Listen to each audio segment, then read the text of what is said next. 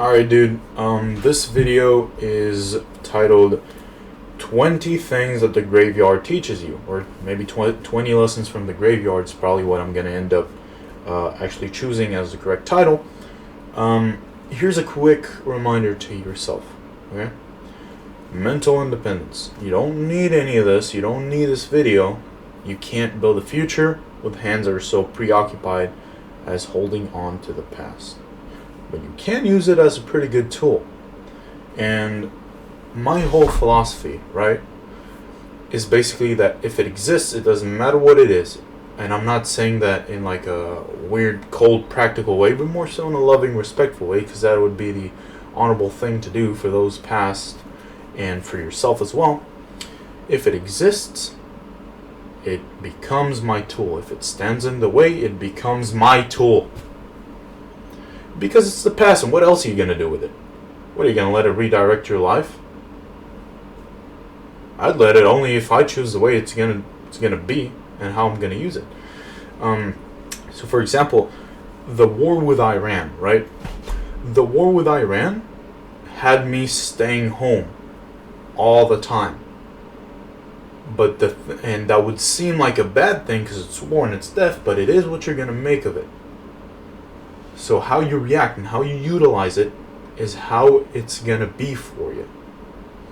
What it'll turn out to be. Like what's going to be the cause and effect relationship within that whole situation. So the war with Iran had me staying at home all the time, right? That means no gym, no walks to, the usual route that I like to walk at, and stuff like that. And I could have looked at it as a bad thing, and I could have stopped like most people, but hell no, I'm a bodybuilder. That's what I do. That's who I am. So what happened is that I used my equation, my intensity equation, to create like another new branch of exercise that doesn't take any sort of equipment or basically anything but your body weight. So it's like a calisthenic, it's like a body weight discipline that is equation based. And what it basically is that you put your muscle in a stretched position and you hold it isometrically for as long and as hard and as intense as humanly possible. Imagine like a sprint, but isometric. So it should be as intense as possible in the biggest stretch position. Always warm up thoroughly before you do that though. So how it looked, for example, for calves, is that I leaned against the wall with one leg at a time, because I can't do two legs, I'm way too strong, and I leaned against the wall and I pushed the wall with my entire body, which strengthened the whole upper body by passively, like as a non-intended parameter, I guess. And I just pushed it with my calf alone, but I pushed it with my whole body. It felt like a Dragon Ball beam clash. That's what it really felt like. So you put the muscle in the stretch position. You can't see my calf right now. And then you push against the wall. You're going to have to lean more so like this, like I did.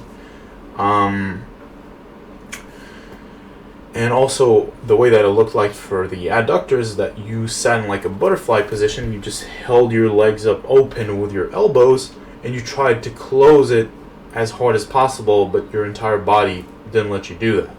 So it's basically you resisting yourself in a stretched position. So I'm going to just remind you that the simple intensity equations equals PA, which is the force that the muscle produces, times MS, which is muscular stretch, the degree of range of motion. That's a simple equation. There's also a couple parameters that I've added recently, but I'm not going to go over it right now because it's not the main point of the video. The main point of the video is things are what you make of them. So out of this war, out of this incredibly tough situation, I got an entire new discipline of exercise. Very intense exercise. And it worked because I couldn't move after I did it. And not only that, but I've invented new routes, new walking routes. So now I have data on them, and now I have those as a tool. So what seems to be the most horrible thing actually gave birth to amazing tools that I will use whenever necessary, and to better mastery of exercise. Because now, even if I don't have equipment, I'd still be able to not only exercise, but produce incredible exercise, incredible results. And I'd be able to walk everywhere I want.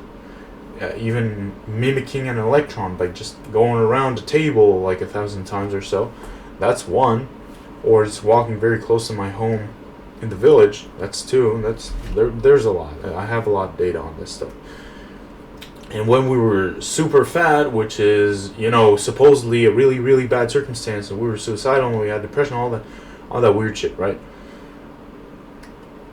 I was born from that, and without it, none of this could happen. So I sort of, very early in my life, I understood that I'm trying to phrase it better, that without these really seemingly bad things, none of the good things which I'll create eventually, or will be created either way, because that's what I do, sort of. This is just what happens to me.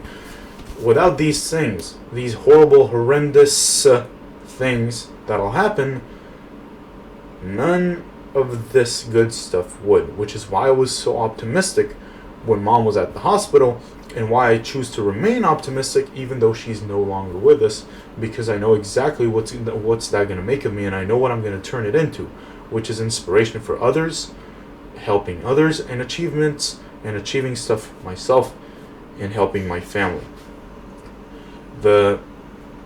We have a cooler home, I guess, because we renovated it for her arrival from the hospital, and we have like all sorts of different things that happen. And yeah, it's still that time where things are very much unclear yet, but I could use what happened to me as sort of like a predictor engine, because I sort of know how this stuff is going to work. As even when I was facing all these black mirrors and I was still like, I don't know, in like a bad spot, I was still not even hopeful but logical, because I knew exactly how these things would end up being. And it was just a matter of time and a matter of creating goals. And that's what I did, and here I am now. So that's pretty cool. And I vowed to make it into a good thing, out of respect for my mom, because that's what she would have wanted for me. She wouldn't have wanted me to stall or to let this make my life negative, but she would want me to use this to help myself and help others as her son.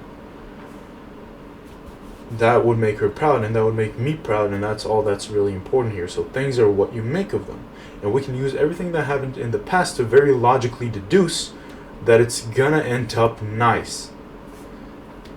This is why I'm making this video. Like, a part of why I'm making this video is like an expression of that, to turn that into as good of a thing as possible. So if it happened, she would want it to become my tool. And so here are the 20 lessons from the graveyard that I've written. I'm going to read them. It's going to take me a while. 20 things that the graveyard teaches you.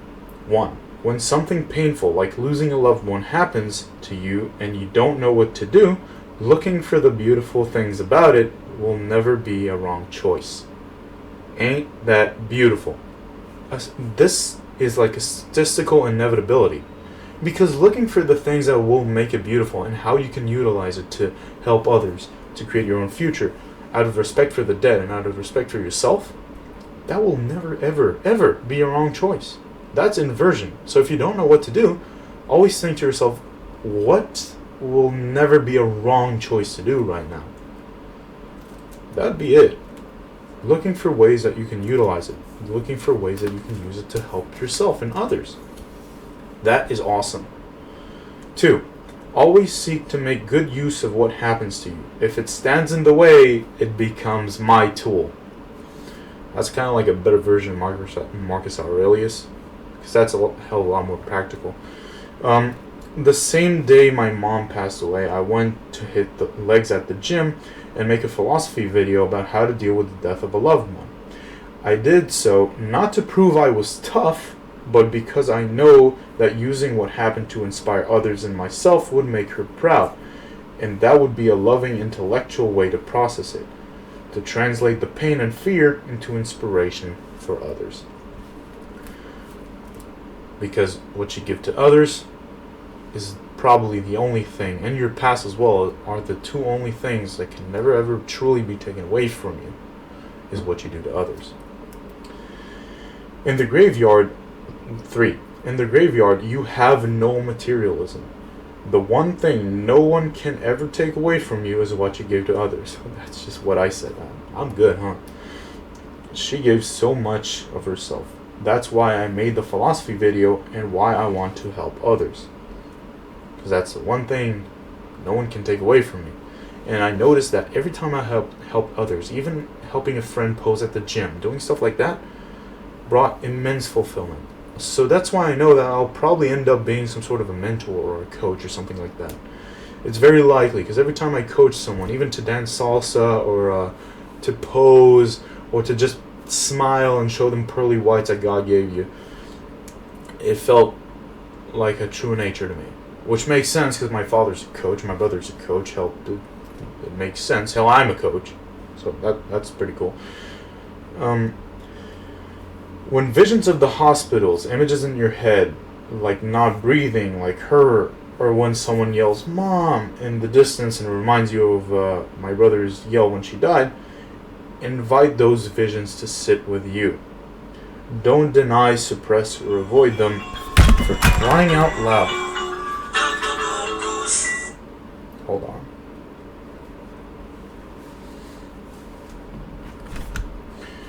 Sorry about that. I'll get back to them later. Don't deny, suppress, or avoid them. Accept them as they are, with a smile and a warm welcome, as they are a part of you and your humanity. I give them a warm welcome, as nothing human is foreign to me. And the way that I welcome them is the same way I welcome myself, because they are a part of me. They became a memory, which means that they're me now. Now, you can either hate it, or you can be an intellectual, with the definition of an intellectual being your own ability to solve your own problem by recognizing that there weren't problems ever in the first place, that are part of you. And the same way you treat them is the same way you're going to treat yourself, because they are, by extension, you. They became a part of you. The way I welcome them is the same way I welcome myself. Thus, a warm welcome to it is one hell of a loving act. As within, so without. That's the law of correspondence from the philosophy of Hermeticism, an Egyptian philosophy which I love. One of the three best philosophies with, Stoicism and Taoism. Just basically Stoicism and Taoism put into like a really easy to understand, a really straightforward systematic format. I love it. Number 5. As I walk to the graveyard, which is my new gym at this point, so dark at night, sinking into the sandy road, yet continuing to move forward. I don't see where I'm going due to the visual darkness, yet I know where I'm going, I know why I'm going, and I know that I will get there. I see not with my eyes, but with my mind, the way forward, and I embrace every sinking step of the dirt road. Every bit of instinctual fear, as it only makes sense to be afraid in the darkness, from an evolutionary standpoint, that is. But I'm far more than my instincts. That's why I go here all the time. In me, since birth, there's the intellectual capability to see the benefit, the amazing benefits, of every fear I face and every cool thing I do, in the making of the man that is to arrive, which is me, the future me, who's really cool. Number 6. The graveyard taught me to invert the way I look at things. I'm already way familiar with life's inversion at this point in my journey. In the weight loss, the loose skin, the John Bryce, the hospitals, the gym, the salsa, and now the graveyard.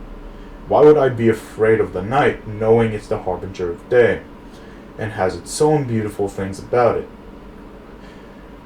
Good weather, a calm, relaxing vibe beyond instinct.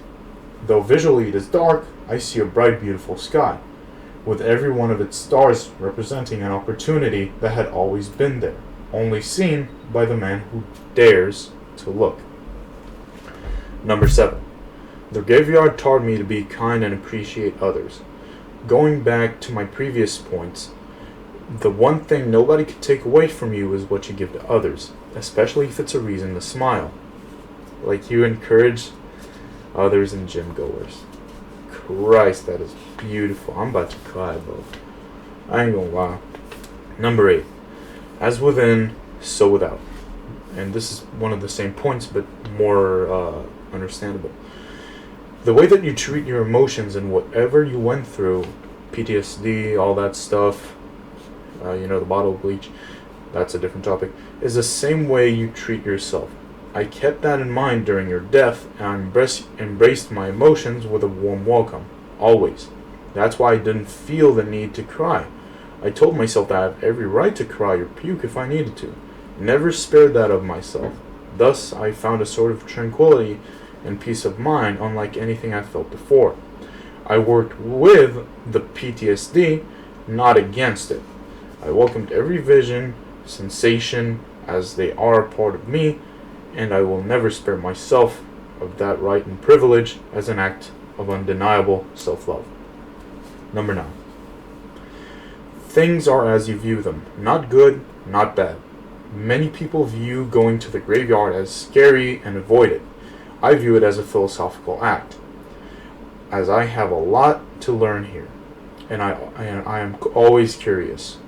Going to the graveyard to study, everyone can have a happy childhood. I forgot. Or excuse me. Someone said everyone can have a happy childhood if they're willing to make the most of it. Number 10. It teaches me about myself. Going to the graveyard/gym to improve my equations, study philosophy, and invent new things. If anyone on this whole planet would do this type of stuff, it's me. I literally wrote here, by the way. Like the laughing sound, I literally wrote it. But that is true. If anyone could do that, if anyone would do that, it's me. I always do the over-the-top stuff like this. At Wingate, where I studied, at the hospitals, and so on. If anyone's crazy enough to do this, it's me. Very typical. And I wrote again. That is true. That is very typical. The graveyard, number 11. The graveyard taught me, if it exists, it's a tool. This is actually something I learned way before the graveyard. Graveyard is, in fact, a wonderful expression of that philosophy. If it exists, it's a tool. I will use it to inspire others through my videos and lectures, books, as well as myself doing cool shit, like going to my mom's grave to study math. That is pretty cool. I'm way too experienced and went through way too many things to not know that if it happened to you, it's a tool.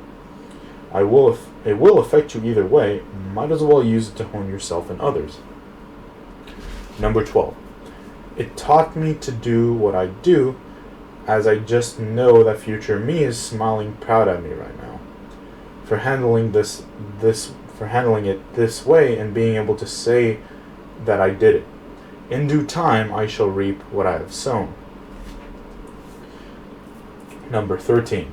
As I said to Dad, Mom, my brother, it's good in retrospect.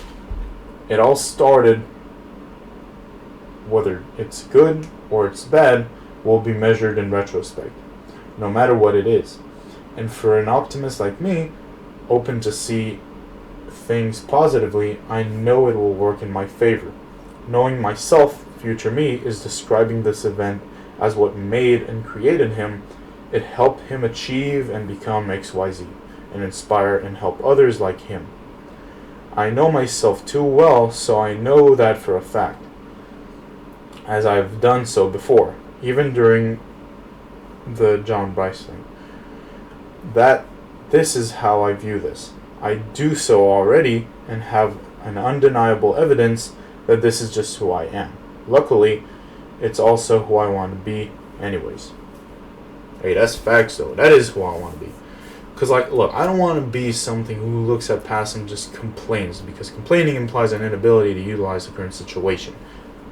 I don't want to be that type of person, so I am a different person. And luckily, that's sort of just who I am at this point in time already, thanks to my experiences, which you can't take away from me. Number 14. You're not limited to view what happened to you as beautiful, like Confucius preaches, or useful, like I preach, or excuses to do shit like I preach. You may view them as whatever you want. You're not limited to one view. You may have many and whatever you want.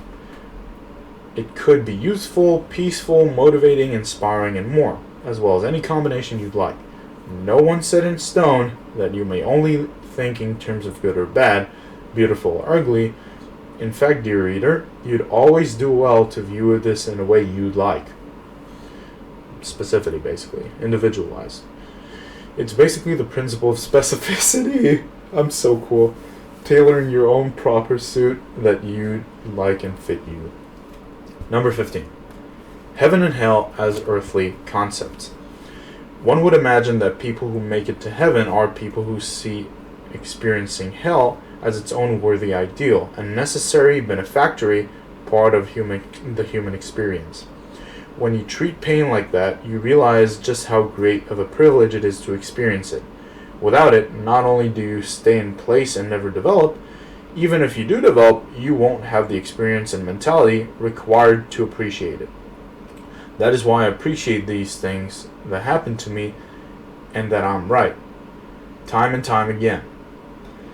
Things that make hell beautiful, maybe God is looking for someone who knows it, to appreciate his hells and make good use of them, viewing them as their own heavens, as they make heaven better, as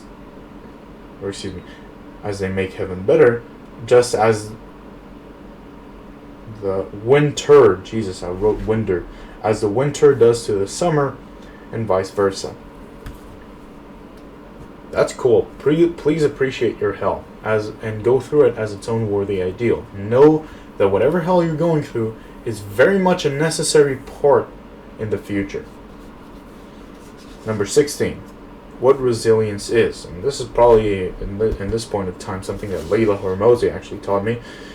Those who critique Stoicism thinks it's suppressing emotion. It's not that at all. What people think, and then you just have like a baseline of emotional state, and what it really is that emotional state, and it goes down, but then it goes right back to baseline, and it continues, goes up, right to baseline, goes down, right to baseline. So if you do something, and something goes incredibly wrong, how fast you'd be, instead of like sulking about it, you'd be like, oh, cool, okay, let's change the plan, let's do this, and that.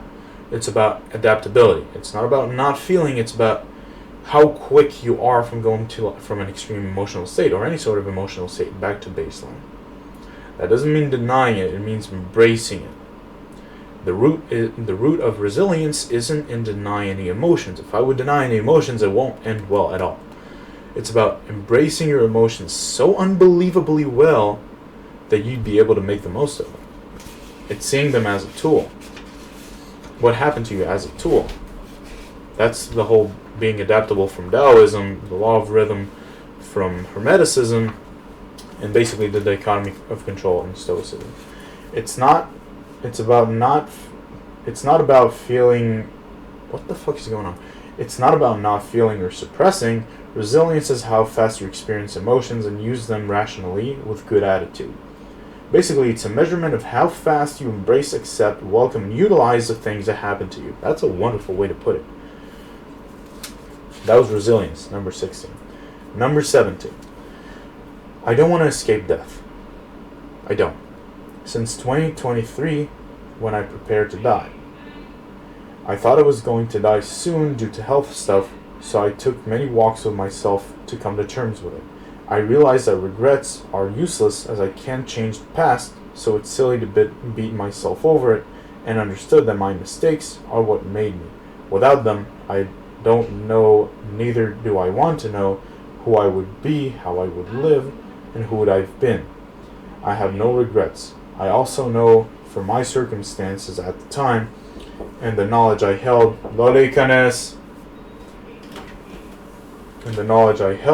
I did.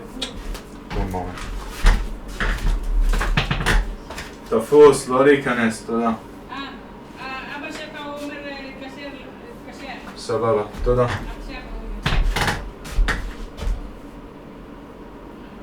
I have no regrets. I also know that for my circumstances at the time and the knowledge I held, I did what I could. I can't change the past, neither do I want to.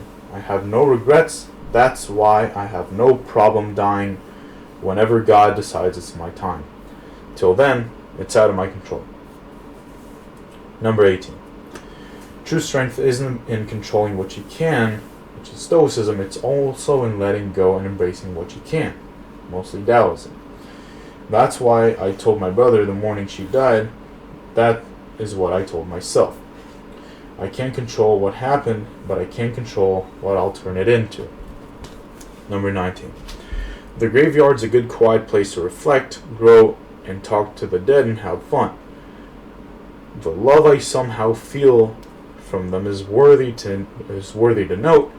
I leave with a good smile every time I'm here, as I had a fun conversation with either mom or with myself. Number 20. When death arrives, I shall treat it as a friend. I died too many times not to know that without it, nothing, no experience is worth anything. It's a friend that I was dying to meet. You get it? It's a little joke there. I shall meet it with a smile and a hot tea, knowing it's made a man out of me, and I lived such an amazing life. And I have written sort of like mini lessons. That was a 20th lesson, by the way. But I wrote stuff that you can take from any of the major philosophy, which is Stoicism, Taoism, Hermeticism, and my philosophy, which all have very, very similar principles. So from Stoicism, it's control what you can, what you make of what happened to you. From Taoism, let go of what you can't, as it will bother you for no logical reason. It doesn't deserve any mind space. You can't build a future with hands gripping the past, but you can use it as a tool. From Hermeticism, as within, so without. The way that you treat what happens to you and those around you is a mirror, a reflection of how you treat yourself. Nothing human is foreign to me. In due time, you will reap what you have sown. From me, my philosophy, whenever death arrives, gives it a good smile. Till then, God bless. A personal thanks to myself for not sparing myself the opportunity to write this here at the graveyard in the middle of the night. I appreciate it a lot, bro. Love you lots. To God for allowing... What the hell is that word? For allowing any of this. With a little heart. Love you too. Now I shall kiss her grave good night and go have some eats. Go have some eats. Jesus, that is a slang term that I didn't even remember I remembered. Also, thank you to mom. With a little heart. That's cute. And then here's the reflection part. This felt like a main story event. One thing you should always remember about me is that I like to synergize, and this is sort of me ending the notebook. Dancing salsa on a bodybuilding stage, using my understanding of the body's economy to learn finance in my high-intensity style. My love for culinary arts to express myself wherever I go, to whichever frontier, in front of whoever, it will always be me on a plate. Everything I do is a manifestation of my will and of my perspective. Doing things like these and more, building cool robots, machines, solutions, my way is always a me thing to do. Very typical. Trons, etc. Using my cool equations, creating new ones to simplify. Chilling to some sonic music, expressing phenomena in their mathematical concepts like the breast pause, which is going to be a later video. And knowing for sure, 100% certain that I can solve any problem. That's facts. That's facts. I'm fucking unstoppable. That is what you should know. I synergize, bring my own solutions from different worlds and new perspective. I am all of me. I express all of me, never any less. Catch me if you can. And I even have like a little equation list here. That's really fucking dope. It's an incomplete one because I had a couple of them, but man, that is really dope. Oh, I even have the updated intensity equation. Time to end this notebook. See you in part 4. This was Project Metamorphosis Part 3. Definitely one of the most important notebooks. I'm gonna go re-answer Dad because he's probably pissed. See you later, bro. Have a good one. And always remember, you don't need any of this. So now that we went through this amazing journey, really wholesome, Remember, let's focus. Amazing work, though. Really proud of you.